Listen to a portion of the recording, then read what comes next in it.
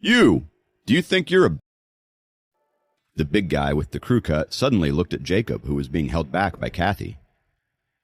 Kathy stared at the guy in a shock and realized they were here to get Jacob in trouble. She racked her brain for an idea and suddenly remembered that the guy who was threatening them was a fourth-year student and the vice captain of the university's basketball team. He was also one of Michael's good friends. "Are you here to mess with Jacob?" As Kathy continued to think, Sam noticed this too and asked the guys directly. Although the guys in the mechatronics engineering department were not always friendly, they stuck together when their classmate was in trouble. They always teased Jacob, but they would never allow anyone to bully him. "Sam, they are here for me," said Jacob. Kathy's grip on his arm slackened a bit, and Jacob escaped her grasp and strode over. He didn't want Sam and his classmates to get hurt because of him. Since the bullies had come for him, he had no reasons to hide. The big guy had planned to intimidate Jacob and didn't expect the ordinary-looking boy to have the guts to face him. The speech he had prepared for this face-off was now useless. He stared at Jacob blankly, trying to find a way out. At his silence, Jacob walked up to him and said, "If you think we are younger than you and would be good targets for bullying, you are mistaken. As seniors, you have nothing to be proud of. Michael does excel in some areas, but he's too full of himself. He was overconfident, and that is why he lost to me." "You are indeed arrogant," the guy looked down at Jacob and said. Jacob shook his head and sighed. "I'm not trying to pick a fight. You don't like me, just like how I don't like you. However, I didn't randomly mess with you, but you think you can mess with us just because you are seniors. There's no use reasoning with them. They messed with us. Let's fight them," Sam shouted from the side. He had never liked guys who preyed on the weak. He especially hated this group, as they had repeatedly taken the basketball court away from him and his friends in the past. Suddenly, a basketball flew in from the outside. The ball swept over Sam's head and smashed into the big guy's face. As strong as he was, he couldn't withstand the sneak attack and got smacked right in the face. His nose was now bleeding. "Who told you to come out? Go back to the gym now!" A thundering roar of a man exploded from the entrance. Everyone turned around in shock to see who the person was. They saw a huge figure block the entire doorway. Kathy immediately knew who he was, and the first thought in her mind was, "Oh my God, that's my brother." She immediately looked around to check if anyone noticed her change of expression. She didn't want them to know that they were related. The tall guy didn't show any signs of fury on his face. Instead, he shivered at the voice and looked very obedient. Likewise, the other members of the basketball team all looked nervous. With their heads lowered, they filed out of the restaurant silently. Each of them was slapped on the back of the head by the man waiting at the door. He struck the first guy with greater force and sent him stumbling for several steps.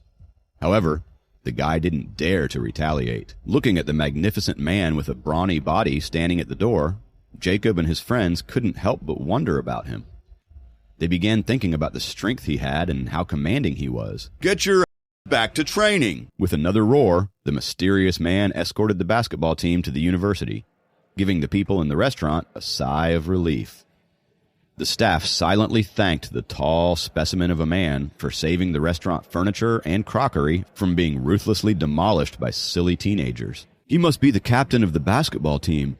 Only he can keep those guys in control," said one of the guys who was familiar with the situation at school. From the start to the end of the incident, Jacob had never gotten a glimpse of the captain's face. This man was taller and broader than the door of the restaurant. He could see why the other guys were intimidated by him. Okay, let's get back to our dinner." Jacob cleared his head and called out to the others. Kathy understood his efforts and joined in, trying to get everyone in a good mood again. However, their spirits were dampened by the interruption. No one was in a mood to party anymore. "Your victory over Michael disgraced him," said Kathy. "His friends will probably try to get you into trouble. Be careful, but you don't have to worry. At the most, they will just do something to make you uncomfortable. They won't do anything outrageous." Jacob listened to her silently and answered after a minute. "I'm not worried. It's not the first time seniors have bullied juniors in college. They took basketball courts from Sam and his friends several times, and he had been wanting to get some of his buddies to fight them," said Jacob. Kathy sighed. "You'd better not fight, or you will get punished." She thought about talking to her older brother about talking to the guys on the basketball team. However, she knew it would be of little use since it couldn't stop the bullying. It was normal for seniors to trouble their juniors. Besides, Michael was the son of the deputy mayor of the city. He had set up the popular rock climbing club and was close to the other sports clubs in the uni. He was especially close with the players on the basketball team, who were the unrivaled tough guys in school. The basketball team of their university was well known all over the country, and it was last year's champion of the National College League, bringing the trophy home. That was why the college treasured them despite their terrible academic performances. They triumphed over all the other students in strength, and more importantly, they had the school behind their backs as long as they didn't do something too unacceptable. Due to his close relationship with them, Michael felt free to do whatever he wanted. Jacob humiliated him by winning the race, and he would definitely try to get revenge. Kathy was a bit concerned about this. While Kathy was troubled with all these concerns, Jacob was thinking about something else. He wasn't too concerned about Michael's retaliation, even though he was the son of the deputy mayor. What concerned him was the deep resentment between the popular students and the regular students, especially the juniors. There were many incidents of bullying on campus. If the situation continued, a huge fight would break out sooner or later. If a fight broke out, no one would come out as the winner, especially the weaker ones like Sam. Jacob knew Sam had been contacting his buddies and was prepared to fight with seniors from the rock climbing club and the basketball team if they kept up the bullying. And with Jacob being threatened like this would motivate them even more. Jacob wondered if it was time for him to dig out the visiting card he had been holding on to and have a chat with the vice president of the university. He wanted to save his friends from getting beaten up, or worse, rusticated. The party ended in low spirits. Sam returned to the dorm in a bad mood. If Jacob didn't persuade him, he would have gathered his gang to go after the bullies tonight. "Jacob, if they dare to bully you again, give me a call," Sam patted his chest and said. Jacob smiled and replied, "I will be fine. They were just bluffing. They won't do anything serious." In this dorm, Sam always acted like the big brother. Sam had many friends from all circles, so he felt like he should look after his roommates. He had always kept them under his wing and would be ready to defend them at any point. However, he would never have guessed that Jacob had the college vice president behind him. In fact, in the Dragon tribe, Elder Liam had to respect Jacob. Even without the vice president behind him, Jacob wasn't afraid of Michael. He had always kept a low profile because he didn't like to attract attention to himself, but he wasn't scared by trouble or tolerated injustice of any kind. The next day, everything returned to normal at college, while some people still talked about what happened the day before.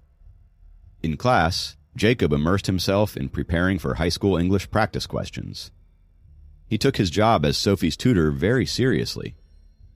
Knowing Jacob was tutoring her in the evening, the guys left him alone. Jacob put the $500 prize money into the shared fund box of the dorm room.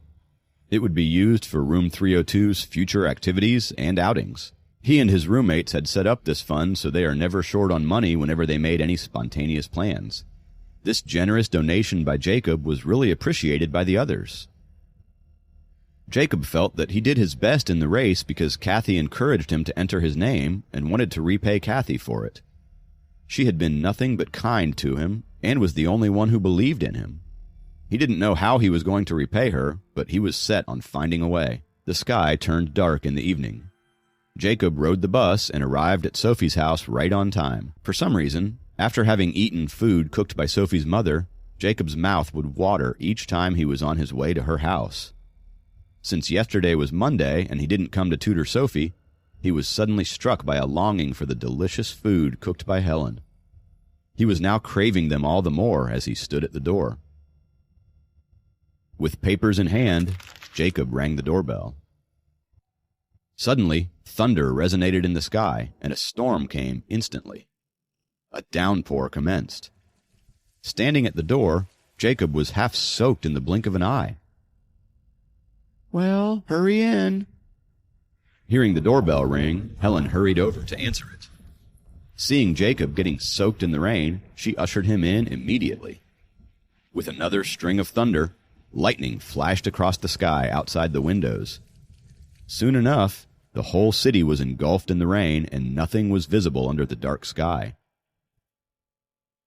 Jacob put down his papers while he shook his head to get rid of the water in his hair.